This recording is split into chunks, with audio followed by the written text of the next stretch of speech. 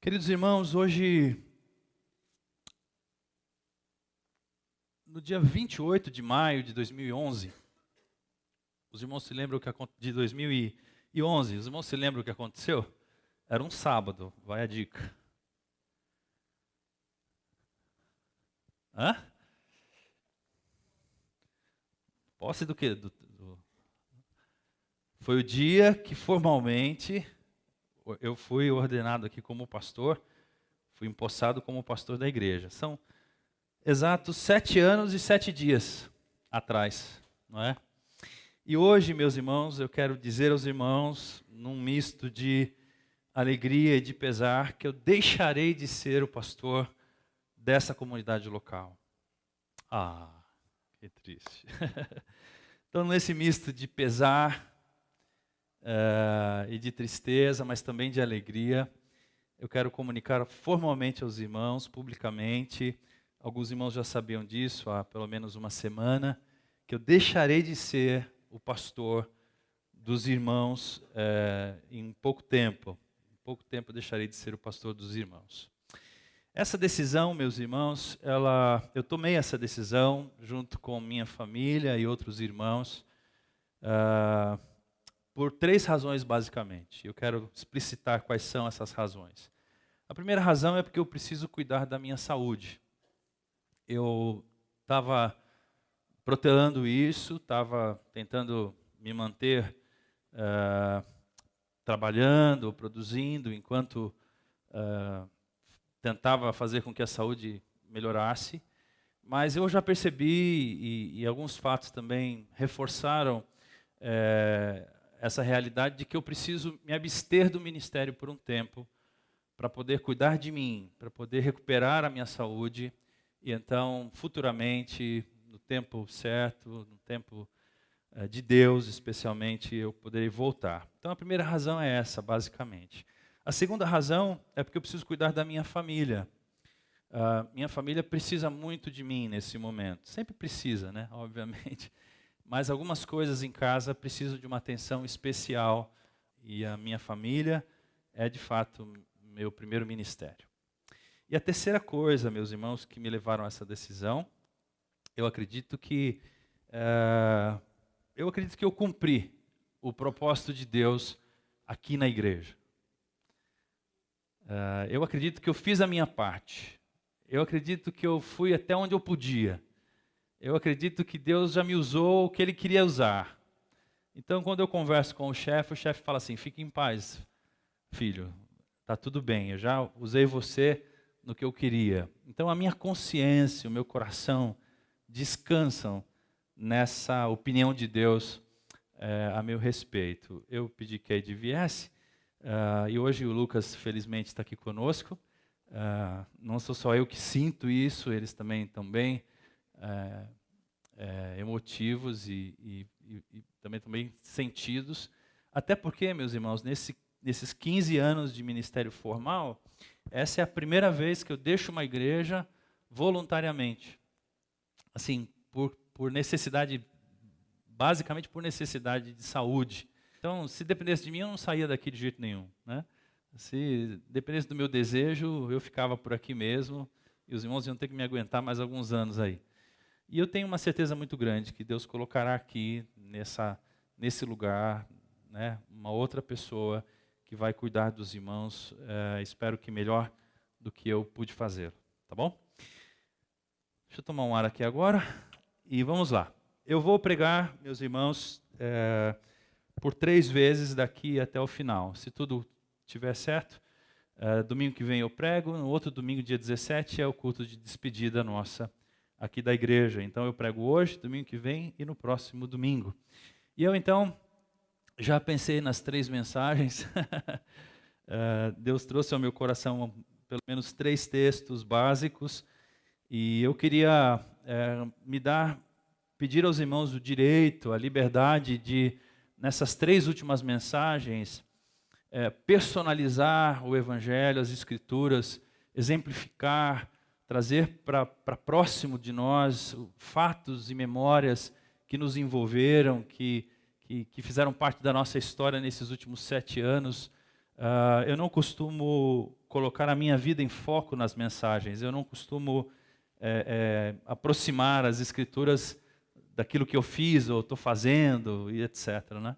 Mas eu queria pedir a você a liberdade e essa abertura de coração para me ouvir falar algumas coisas talvez mais pessoais nessas 3 últimas mensagens. Por isso eu estou chamando de diálogos de despedida.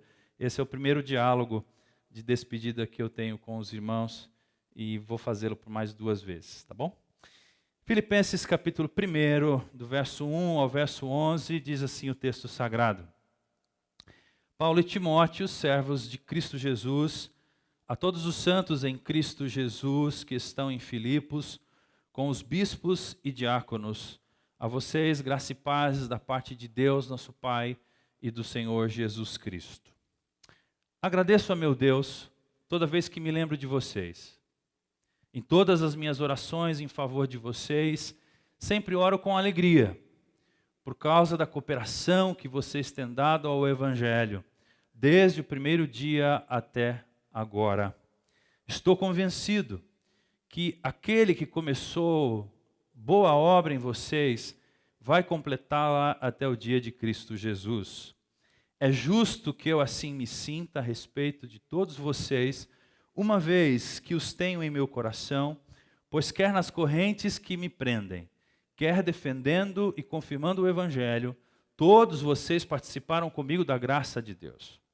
Deus é minha testemunha de como tenho saudade de todos vocês com a profunda afeição de Cristo Jesus. Esta é a minha oração, que o amor de vocês aumente cada vez mais em conhecimento e em toda a percepção, para discernirem o que é melhor, a fim de serem puros e irrepreensíveis até o dia de Cristo, cheios do fruto da justiça, fruto que vem por meio de Jesus Cristo, para a glória e louvor de Deus. Amém.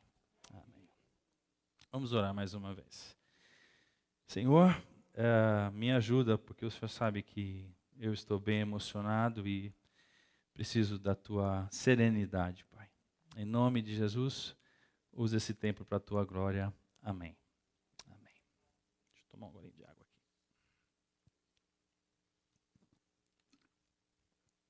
O verso 1 e o verso 2, aparentemente não tem muito a nos dizer, mas eu encontro neles, meus irmãos, uma declaração de servo para servos. Paulo não fala de apóstolo para crentes. Paulo não fala de líder para liderados. Paulo fala de servos para servos. Paulo se coloca com os irmãos de Filipenses num mesmo patamar de relacionamento. Paulo não está acima deles. Paulo não fala como um líder espiritual que está controlando, que está influenciando, que está pastoreando a igreja lá em Filipos. Paulo fala de igual para igual. Ele se coloca nessa posição de igualdade. Se você não se lembra, Atos 16, de 6 a 40, conta a história de como essa comunidade começou, e o Paulo, junto com Silas e outros irmãos, Paulo teve uma revelação, um homem pedindo que ele passasse a Macedônia, e Filipos ficava na região da Macedônia. Paulo então chega a essa cidade, e ali começam a procurar algumas mulheres, para ver quem é que estava acessível, e as mulheres que estavam lá, ele conhece então Lídia, uma comerciante de roupas, faz amizade com essa mulher, ela se converte, e aí ela fala, olha, se vocês acham que eu sou mesmo uma serva de Jesus, por favor, fiquem em casa, venham comigo, permaneçam junto comigo aqui, e isso vai ser um privilégio. Então a igreja começa na casa de Lídia, uma menina da cidade, usada por alguns homens para adivinhação. O Paulo repreende o espírito de adivinhação daquela menina, e esses homens começam a ter prejuízos porque perderam o lucro que dava as adivinhações dessa jovem, e por conta disso Paulo é despido junto com Silas, preso, açoitado, preso, e eles então na madrugada lá fria vão cantando alguns hinos e um tremor abala a prisão. Lembra dessa história? Um tremor, bluf, abre as portas da cadeia, o guarda fica desesperado, pega a sua espada e fala, eu vou me matar, porque vão achar que eu facilitei a fuga de todo mundo. E aí o Paulo fala, não faça isso, por favor, nós estamos aqui, ninguém fugiu. E aí o guarda se converte, aquela frase que a gente fala assim, crê no Senhor Jesus e será salvo tu e tua casa. O Paulo fala para o guarda se converte e a casa dele também se converte e imediatamente ou na sequência são batizados ele e a sua família. Foi assim que começou a história de Paulo com os filipenses. Esse foi o momento que trouxe a vida àquela pequena comunidade. O verso 3 ao verso 5, o Paulo fala de gratidão e alegria pela vida dos irmãos. Agradeço a meu Deus toda vez que eu me lembro de vocês. Em todas as minhas orações, em favor de vocês, sempre oro com alegria, por causa da cooperação que vocês têm dado ao Evangelho desde o primeiro dia até agora. Paulo agradece a Deus todas as vezes que se lembra daquela comunidade. Paulo já não estava mais no seio da comunidade, mas se lembra dela com gratidão. E, irmãos, isso é algo muito especial. Se lembrar de pessoas com gratidão e alegria nem sempre é possível na caminhada de um pastor. Saibam disso. Eu tenho igrejas que eu me lembro das igrejas, mas eu não posso dizer que eu tenho alegria por elas. A gente não tem alegria por todas elas. Não é que a gente não ame todas elas, mas é que algumas são especiais para nós. Algumas cooperaram mais conosco, facilitaram mais o nosso trabalho, e é o caso da igreja de Filipenses, dos Filipenses com o apóstolo Paulo. E o verso 5 nos informa a razão dessa gratidão e dessa alegria. O verso 5, por causa da cooperação que vocês têm dado ao Evangelho, por causa da cooperação de vocês. Vocês cooperaram com o Evangelho e têm feito isso até agora, mesmo passado aproximadamente 10 anos da fundação daquela igreja.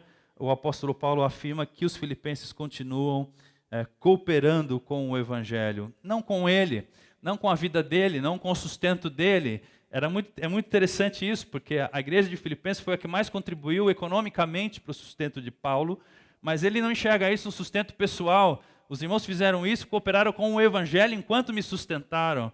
Isso é importante de ser dito. Não é para mim que vocês estão dando para mim enquanto eu sirvo ao Evangelho, a causa do Evangelho.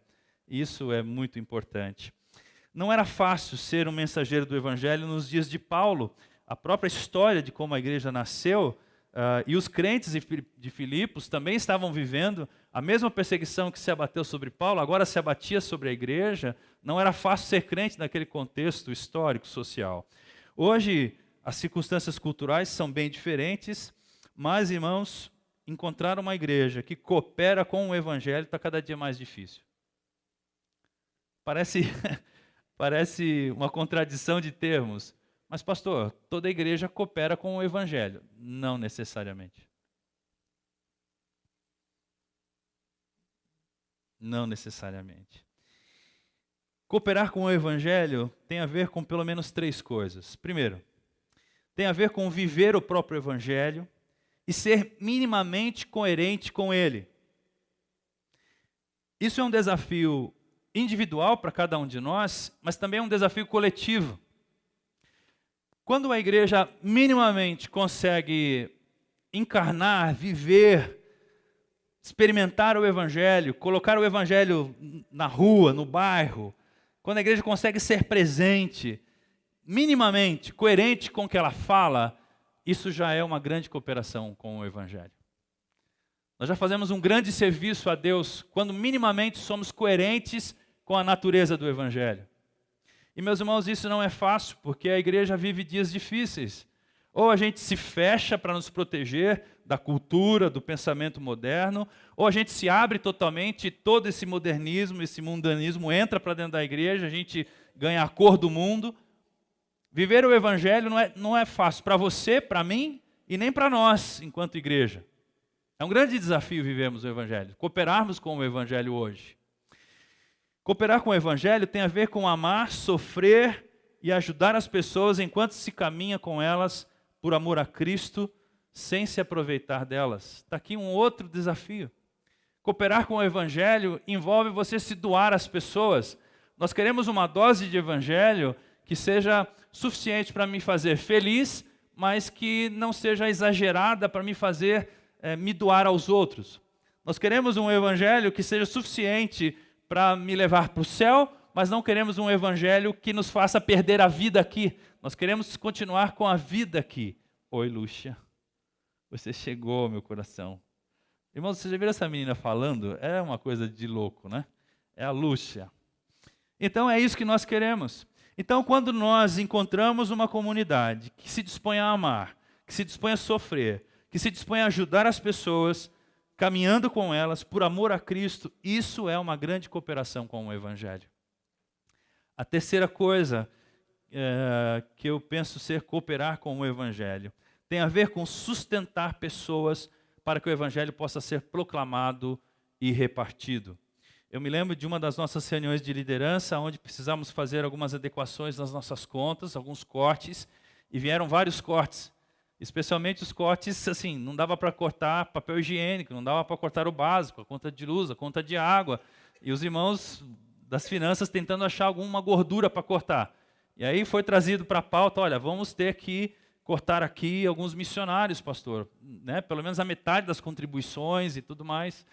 E eu já fiquei em pânico, porque eu sabia da vida do Fernando lá na África, e os irmãos vão ter a grata satisfação de se sentirem parte do ministério desse menino, desse homem, que tem feito coisas assim, irmãos, indizíveis, coisas maravilhosas, através do nosso apoio. Nós que somos uma pequena igreja de bairro, uma igreja que não tem evidência nenhuma. E aí eu lembro que nesse dia eu disse assim, muito bem, um minutinho só, peguei a minha esposa, saí da sala, falei assim, meu bem, quanto pode tirar do nosso orçamento aí? E aí definimos um valor, voltamos para a sala e disse para os irmãos, então vocês vão tirar do primeiro missionário da igreja, que sou eu. Não, do senhor a gente não pode tirar. Não, vai tirar sim. Agora vamos tirar, tira de mim, tira dos outros também. A gente faz uma equalizada nas nossas contas, para que a gente estava naquele ano dos vermelhos o tempo todo. E aí, então, é isso. Eu acho que tem a ver, cooperar com o Evangelho, tem a ver com você dar do seu, dar de si e dar do seu, para que pessoas possam continuar a pregar, a falar, a manifestar, a cuidar do Evangelho. Porque o Evangelho hoje anda sendo muito mal representado mundo afora. Cooperamos com o Evangelho quando lutamos para não deixar que a graça de Deus seja inutilizada por nossas ações e atitudes. Irmão, se tem uma coisa que tem alegrado meu coração assim de maneira quase que eu não me caibo. É assim que fala, não me caibo? Acertei, boa, boa. Meu professor ali está sempre me corrigindo. Quase que eu não me caibo de tanta alegria. É saber que alguns irmãos já perceberam assim, pastor, nós lamentamos muito, mas de tudo que o senhor falou, pelo menos uma coisa a gente entendeu claramente. E essa coisa transformou a nossa vida, nosso modo de pensar, que foi a graça de Deus. Irmãos, eu não me caibo de alegria quando eu escuto isso. Porque eu sei que eu não custei barato para os irmãos, eu custei caro para os irmãos. Mas se pelo menos isso eu conseguir, isso já é uma grande alegria para o meu coração. E o meu tesouro na eternidade está guardadíssimo, está reservadíssimo. O meu Senhor dirá para mim, vem meu filho, servo bom e fiel. Bom, verso 6, o apóstolo Paulo fala assim, estou convencido de que aquele que começou a boa obra em vocês vai completá-la até o dia de Cristo Jesus. Deixa eu dizer, agora estou dizendo, tá bom? Eu estou convencido, Eli Roberto, estou convencido de que aquele que começou a boa obra em vocês, meus irmãos, vai completá-la até o dia de Cristo Jesus. Amém? Eu estou dizendo isso agora em nome de mim mesmo. Isso aqui, meus irmãos, é muito interessante. Que boa obra é essa que Paulo está falando? Alguns irmãos falam assim, não, o Senhor vai completar a obra da construção que a gente começou, tal e tal. Não, não tem a ver com essa obra, né?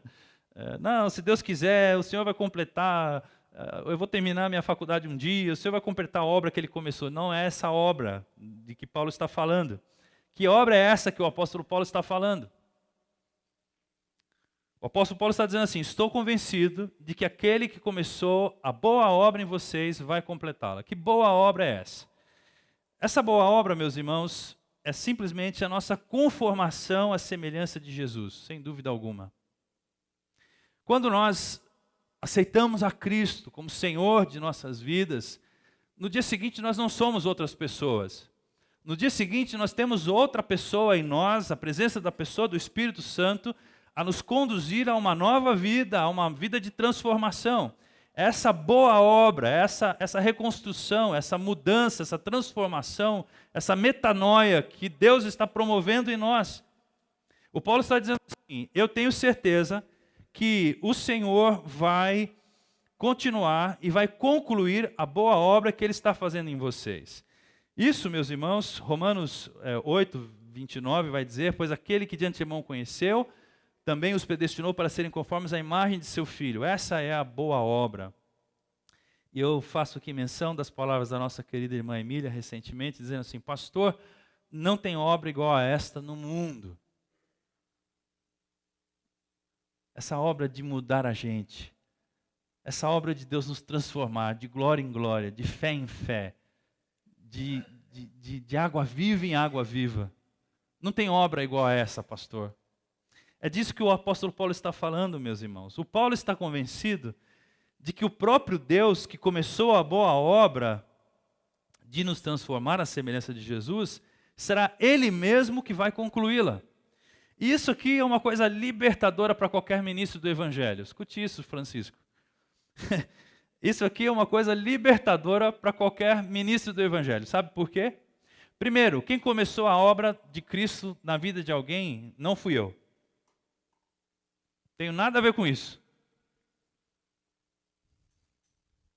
Segundo, não sou eu responsável por concluir a boa obra de Deus na vida de alguém.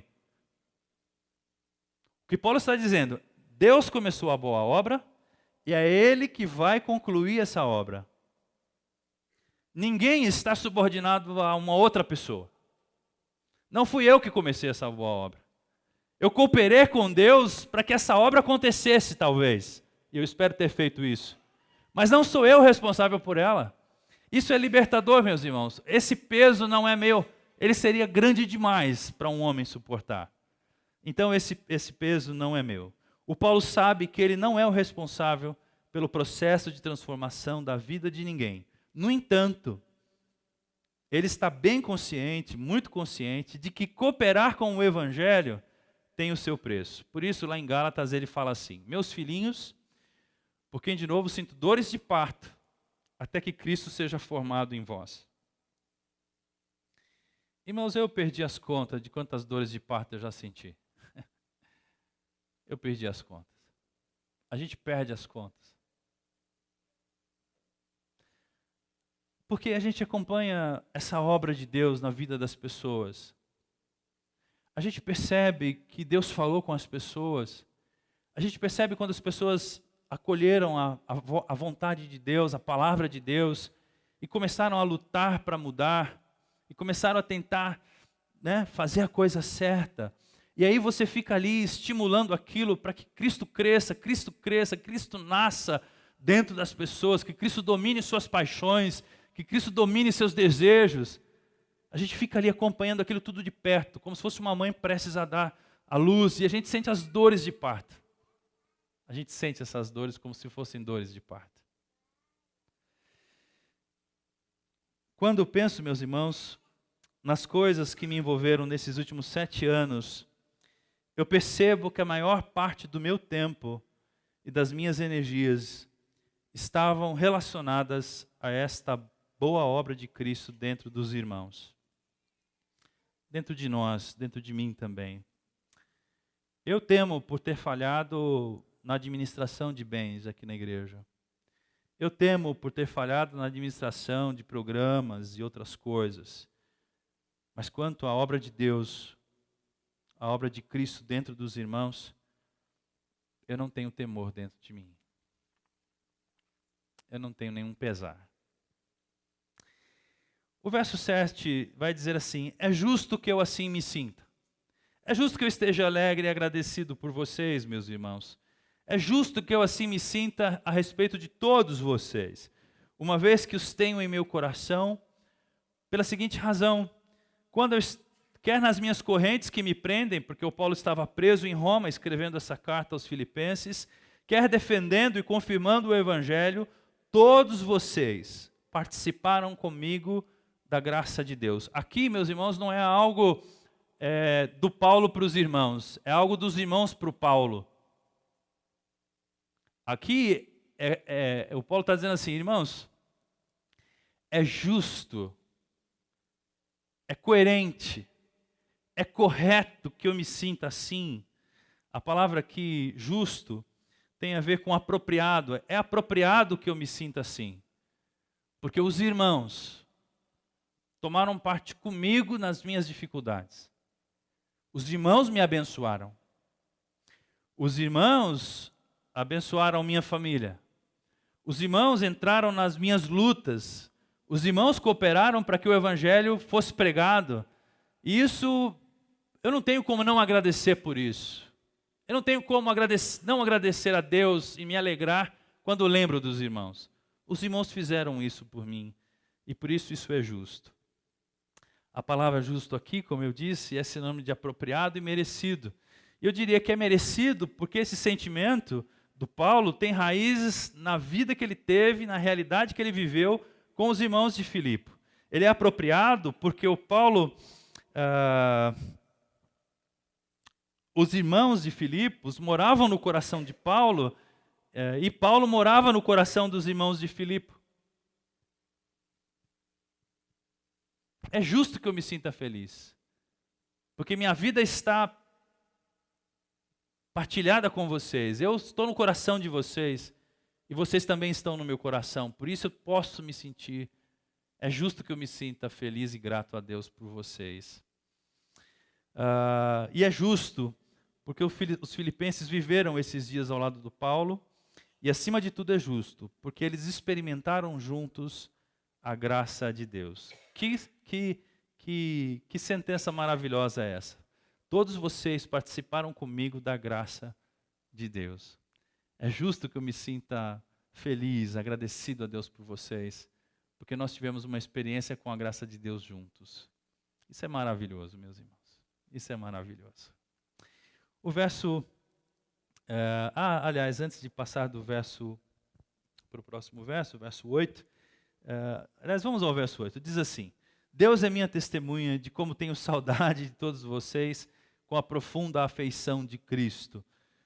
Eu já começo a sentir essa mesma saudade, minha esposa já estava dizendo. Faz 2 domingos que eu não consigo, tenho que voltar para casa chorando. Eu falei, tanto você chora, mulher, é que eu já estou começando a sentir saudade. Então, isso vai ser difícil para mim e para vocês também, não vai ter jeito, né? E eu falei assim, mas será que não tem jeito da gente continuar sendo membro, visitando assim a igreja? É melhor não. Tá bom. Mas de vez em quando, se me chamar, eu apareço. E isso não é mérito meu, irmãos. Sabe o que eu percebi aqui na igreja? Eu vou falar isso para vocês, não está aqui no papel. Todos os ex-pastores dessa igreja frequentam essa igreja. Isso é raro de acontecer, sabia? Muito raro. Isso é raro. Isso não é mérito dos pastores. É mérito dos irmãos. Até aqueles que mais judiaram da igreja em algum sentido, eles têm a liberdade de entrar, sentar, participar e depois partir em paz.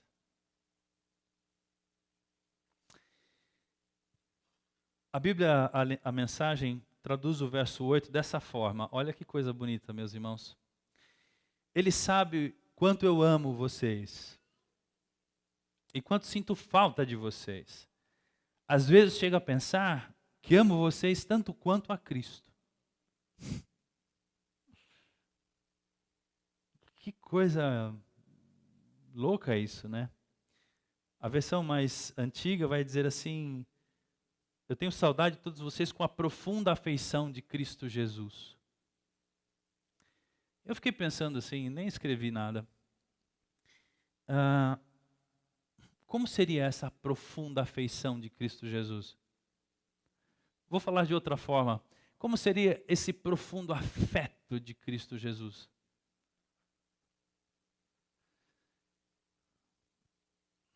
Como é que Cristo afetivamente se relacionava com os seus discípulos? O Paulo está dizendo que, irmãos, eu tenho tanta saudade de vocês. A minha saudade, ela tem a mesma natureza da afeição de Cristo pelos discípulos. E o Eugene Peterson vai dizer que, às vezes eu chego a pensar que eu amo vocês tanto quanto eu amo a Cristo. Isso é uma coisa linda de se viver, e eu posso dizer isso do meu coração a vocês, meus irmãos. O verso 9 até o verso 11, já caminhando para o final, diz assim: esta é a minha oração. Paulo, então, vai orar agora. Que o amor de vocês aumente cada vez mais em conhecimento e em toda a percepção, para que vocês possam discernir o que é melhor, a fim de serem puros e irrepreensíveis até o dia de Cristo, cheios do fruto de justiça, fruto que vem por meio de Jesus Cristo, para a glória e o louvor de Deus.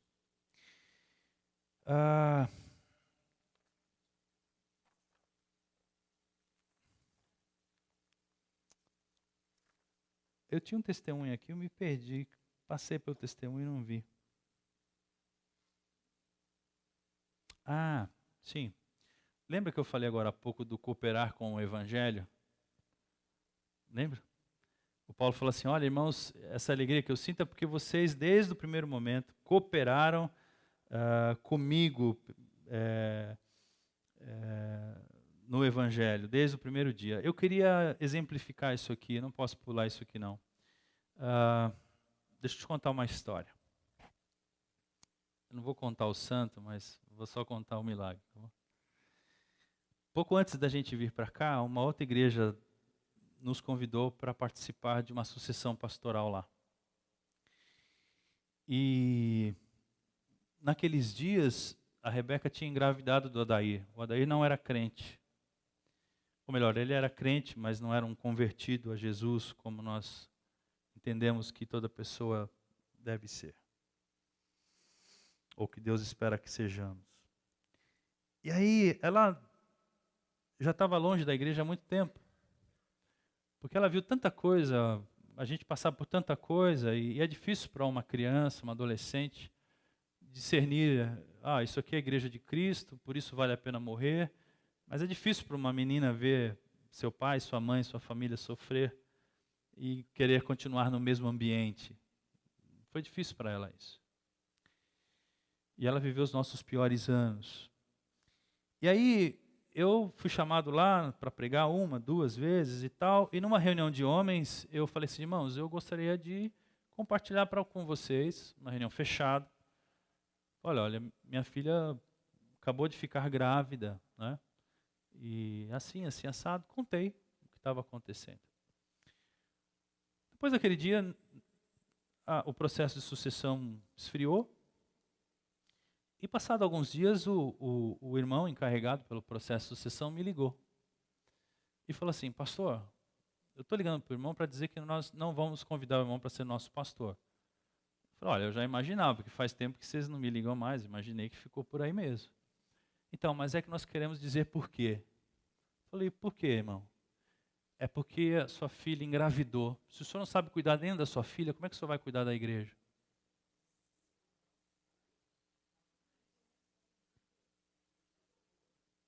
Eu pedi desculpa ao irmão, falei: talvez faça sentido para vocês. E eu que já estava por aqui com esse negócio de igreja, aleluia, glória a Deus. Não preciso mais ficar, né? Aí o Josué me acha, não sei aonde lá, com o pastor Vandeir, tem uma igreja do satélite aqui, sei lá, não sei o quê. Eu falei: não vou, não quero ir. Conversa daqui, venho. E sabe, irmão, semana passada eu desci lá no escaninho lá de casa e fui pegando os meus sermões todos, que já dá uma pilha desse tamanho de coisa que eu falei para vocês, não sei nem se vocês lembram. E tinha lá o primeiro sermão que eu preguei aqui, antes de ser pastor da igreja. Pensa num sermão porrada, assim. Porque eu fiz de propósito mesmo. Eu falei, é para os caras me odiar, assim. Eles vão falar assim: que pastor tranqueiro, esse aí nós não queremos nem a pau. E aí os caras falam: não, o senhor pode voltar semana que vem? Não, não posso, não quero voltar. Porque eu cheguei aqui não foi em maio de 2011. Eu fiz o Natal de 2010, eu fiz o Natal aqui. Não sei se vocês lembram. Foi no final de 2010 que eu comecei a frequentar a igreja. E aí, meus irmãos, eu falei, bom, já que eu contei lá que a filha ficou grávida, eu tenho que contar aqui também, né? E aí eu contei, irmãos, ó, minha menina está grávida. Aí as irmãs, vamos fazer um chá de bebê, vamos fazer uma festa aí para a criança que vai nascer. Sabe o que é isso, meus irmãos? É cooperar com o evangelho. Sabe o que aconteceu? O menino aqui, o Pedro Henrique, que estava aqui orando agora há pouco com o Ian, ouviu o evangelho. O meu genro se converteu. É um moço temente a Deus. Minha filha tem tentado servir a igreja como pode. Ama a nossa igreja. Ama a Deus. Aprendeu a amar a Deus. Porque nós cooperamos com o evangelho. Uma coisa simples. Lógica. E a outra igreja já passou por 4, 5 pastores e uma confusão danada que eu não quero nem saber também. Entende isso? Então agora eu parto para o final. Verso 9 ao verso 11 que eu já li para os irmãos. O que eu desejo a vocês, meus irmãos? Que o amor aumente cada vez mais em conhecimento e em toda percepção para discernirem o que é melhor, a fim de serem puros e irrepreensíveis até o dia de Cristo, cheios do fruto da justiça, fruto que vem por meio de Jesus Cristo, para a glória de Deus e louvor de Deus. Irmãos, isso aqui é bem bonito, né? Mas eu falei, Senhor, dá um trabalho danado entender essas palavras, irmãos. E aí eu falei, bom, eu tenho que explicar isso aqui. Primeiro eu tenho que entender o que o Paulo está pedindo. E agora eu quero tentar explicar o que eu acho que o Paulo está desejando. E quero dizer também o que eu desejo do meu coração para vocês. Primeira coisa, que o amor aumente cada vez mais em conhecimento. Esse conhecimento não é um conhecimento de diplomas, meus irmãos, universitários. Não é um conhecimento de teologia bíblica. Não é um conhecimento de intelectualizado. É um conhecimento espiritual. Um conhecimento da realidade espiritual da vida. É isso que o Paulo está falando. Eu oro para que o amor de vocês aumente cada vez mais em conhecimento. Conhecendo as realidades da vida, conhecendo a natureza humana, se conhecendo, que vocês insistam em amar, que o amor de vocês aumente, porque tem hora, meus irmãos, que quanto mais você conhece alguém, menos você quer amar. Não é? Tem gente que fala assim, quanto mais eu conheço o ser humano, mais eu gosto dos cachorros. Já ouviu esse ditado? Pois é, mas o que ele está dizendo? Você não pode amar ignorantemente. Você não pode amar utopicamente. Você não pode amar teatralmente. Paulo está dizendo assim, eu espero que o amor de vocês aumente diante da realidade das coisas, diante da realidade de quem são as pessoas, da maldade desse mundo. E a maldade desse mundo está presente não só no mundo, porque nós somos do mundo. Então a maldade também está presente em nós.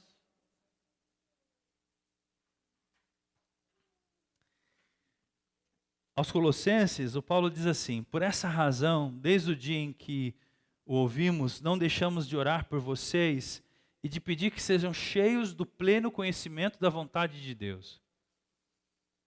Sabe, meus irmãos, conhecer plenamente a vontade de Deus nos faz ter discernimento, entendimento e vontade de continuar servindo a Deus. Quando a nossa mente se ofusca de conhecer a vontade de Deus, a gente desiste de querer ser transformado, de querer amar, de querer servir, de querer doar-se. Portanto, a oração do Paulo é essa. A minha oração é que o amor aumente no coração dos irmãos, com muito mais conhecimento ainda, e que isso seja vida para vocês. O pastor Eugene Peterson traduziu esses versos, e eu quero ler para vocês a tradução que ele fez, e vou me usar dela para encerrar a minha palavra. O Peterson traduziu assim: assim, esta é minha oração, meu desejo, que o amor de vocês floresça e transborde, que aprendam a amar como se deve amar. Vocês precisam usar a cabeça e testar seus sentimentos, para que haja amor sincero e consciente, não sentimentalismo barato. Vivam como alguém que ama, uma existência discreta e exemplar, uma vida da qual Jesus se orgulharia, produtiva em frutos da alma, tornando Cristo atraente para todos e fazendo que todos sintam vontade de louvar a Deus. Eu desejo que o amor de vocês floresça e transborde, meus irmãos. Eu me valo das palavras de Paulo, que se a gente não viver por esse amor, nada faz sentido. Se não tiver amor, seremos como um sino que ressoa e como um prato que retine. E sabe qual é a minha exclamação para os irmãos? Ame mesmo. Não tenho vergonha de amar. Se chegar um outro tranqueira que nem eu aqui, ame. Não tenho vergonha de amar. Não se envergonhem do amor. Porque amar, às vezes, é sinônimo de ser tolo, de ser bobinho, né?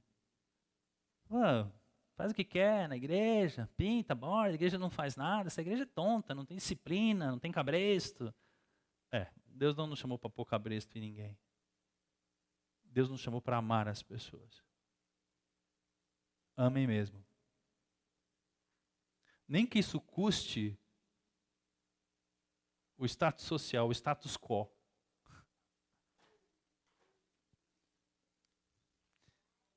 Eu desejo que aprendam a amar como se deve. O amor é paciente, o amor é bondoso, o amor não inveja, não se vangloria, o amor não se orgulha, o amor não maltrata, o amor não procura seus interesses, o amor não se ira facilmente, o amor não guarda rancor, o amor não se alegra com a injustiça, mas se alegra com a verdade. O amor tudo sofre, tudo crê, tudo espera, tudo suporta. Eu desejo que os irmãos aprendam a amar como se deve amar. Eu desejo que haja amor sincero e consciente, não um sentimentalismo barato. Semana passada, irmãos, eu fui surpreendido com a tarefa de pregar aqui, né? Porque o pastor Adroaldo não pôde vir. E na hora do jogo do Real Madrid, me chega lá um zap. O homem não vai. E eu lá assistindo a final da Champions, como todo bom cidadão, pagador dos seus impostos. Meu Deus, e agora daqui para amanhã, o que vai ser de mim? Já fiquei logo pensando nas madrugadas frias. Aí eu já terminou o jogo, claro, né? Tinha o direito de terminar o jogo. Desculpa, irmão, se isso é muito carnalidade para você. Aí eu fui para o escritório. Escritório que fica no meu quarto agora, não tem mais escritório. Falei, vou começar por onde se começa, um bom sermão. Vou começar orando. Fechei tudo, abri um caderno e comecei a escrever minha oração. E eu escrevi assim: Senhor, eu não sei o que dizer. O Senhor sabe que eu não sei. Eu não quero ser teatral. Eu não quero encher linguiça. Mas também não quero passar vergonha na frente do seu povo. O Senhor sabe que eu não estava preparado para isso hoje. Mas essa responsabilidade voltou para as minhas mãos. E eu vou cumpri-la. Me ajuda. Porque, irmãos, eu não sei vocês, mas eu tenho a sensação de que dá para ser teatral aqui. Dá para ser, dá para falar de emoções que você não vive, que não são suas. Dá para falar de emoções com o evangelho que nem passaram perto de você, mas você simula, como se fosse um ator. Dá para falar da bondade do evangelho, da bondade de Deus, como se ela fosse uma coisa maravilhosa, estivesse presente, mas nos atos da sua vida, nas questões cotidianas, isso está totalmente ausente. Eu não queria ser um ator. Os irmãos acham que eu seria um bom ator? Eu acho que eu seria um bom ator. Um bom advogado. Pensam eu um advogado? grandão desse jeito, assim, usando aquela toga preta, né? Cabeludo, que eu vou ficar cabeludo, irmãos, pode ter certeza. Irmãos, eu desejo que o amor seja sincero. Nada de sentimentalismo barato. Nada de, irmão, Deus abençoe. Eu queria usar as escrituras para explicar o meu desejo. Filhinhos, não amemos de palavra nem de boca, mas em ação e em verdade. Nada de amor de boca. Pode ter de boca também, não tem problema nenhum. Mas se não tiver ação, e se não for verdadeiro isso, a gente se torna um clubinho de fim de semana. E não é isso que eu desejo para os irmãos. Eu desejo que vivam como alguém que ama, uma existência discreta e exemplar. Uma vida da qual Jesus se orgulharia. Irmãos, eu não escrevi mais nada aqui, eu só citei o pastor Peterson.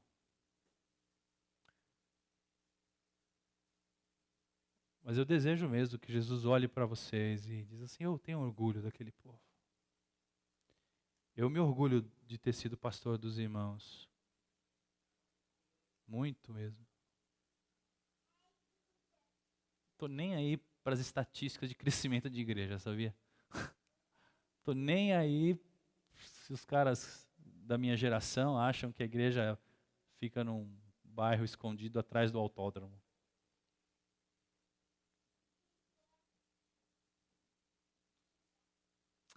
A nossa existência é discreta, mas exemplar.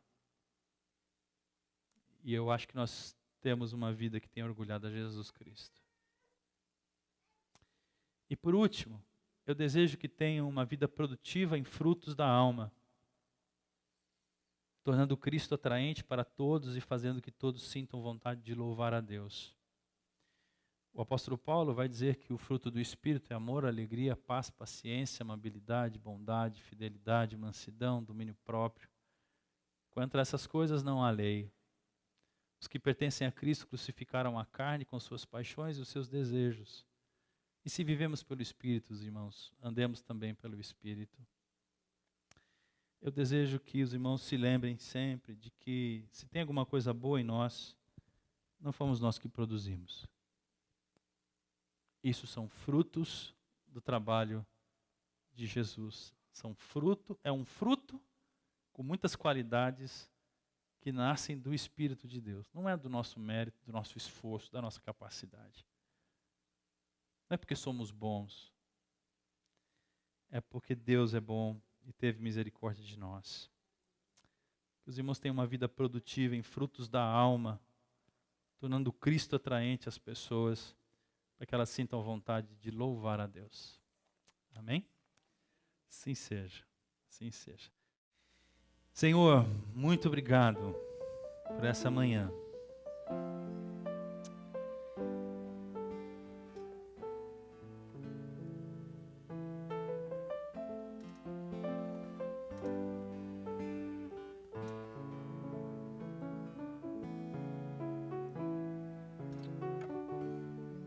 Dá-nos tua graça, Senhor, que a tua bondade nos cerque, que as consolações do teu Espírito estejam abundantes sobre nós, que o teu amor, Senhor Deus, nos persiga e nos faça viver, temos coragem de viver e enfrentar as nossas lutas de cada dia, Pai. Eu sou eternamente grato ao Senhor por tudo que o Senhor fez e faz por mim através da tua igreja, Senhor. Que privilégio, sem precedentes, ser parte do teu corpo, parte do corpo de Cristo nessa igreja local. O Senhor sabe do nosso amor por nossos irmãos e nós sabemos do amor deles por nós e sabemos que haverá uma lacuna, Senhor, que vai judiar de nós nos próximos dias. Então, Senhor, pedimos que o teu Espírito nos encha de gratidão e alegria. Pedimos que tudo que vivemos, Senhor Deus, seja motivo de louvor e adoração, seja um bom cheiro ao Senhor. Oferecemos tudo que vivemos, Senhor Deus, com nossas falhas e acertos, com nossas dúvidas e certezas. Oferecemos tudo a Ti, Senhor. Obrigado por cada irmão e cada irmã. Obrigado por cada gesto de cooperação com o Evangelho de Cristo. Que o Teu reino cresça, que aqui não haja lugar para o mal. Nós profetizamos, sim, salvação. Profetizamos total libertação em nome de Jesus. Que almas venham a se curvar diante de Ti, Senhor.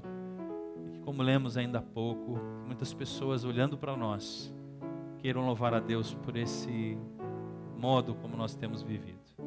Obrigado pelos meus irmãos e irmãs, Pai. Leva-nos em paz aos nossos lares, é a minha oração em nome de Cristo. Amém e amém.